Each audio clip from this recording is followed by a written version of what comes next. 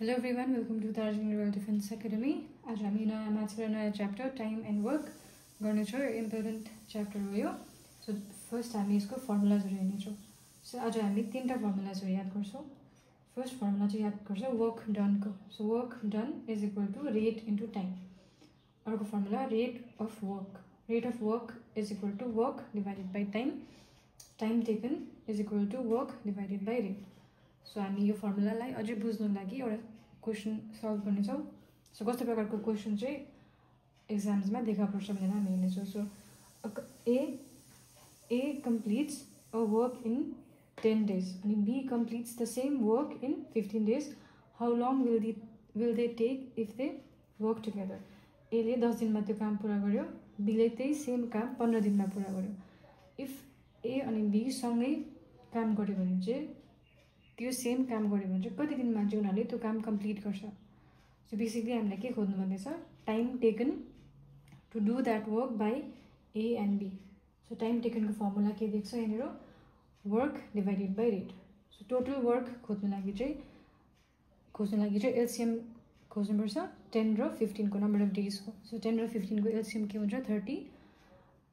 त्यसपछि रेट हामीलाई थाहा छैन। सो हामी ए को रेट अफ वर्क चाहिँ amount of work, rate of work भनेको चाहिँ amount of work done in one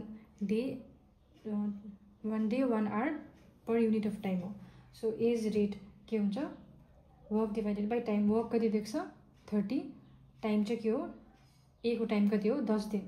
so भनेपछि एले एक दिनमा कति काम गरेछ 3 युनिट्स काम गरेछ। सो बी को रेट हेर्नु पऱ्यो भने same formula work divided by time. Work 30 नै रहन्छ, 30 नै हो वर्क चाहिँ। अनि टाइम चाहिँ कति देख्छ, बीले कति टाइममा कम्प्लिट गर्छ 15 डेजमा। सो यहाँनिर टाइममा 15। So 15 into 2 30।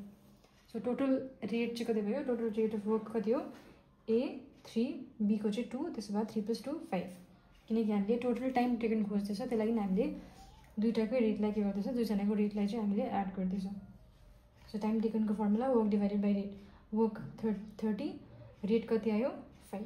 सो 5 इन्टु 6 कति हुन्छ 30। सो टाइम टेकन कति आयो 6।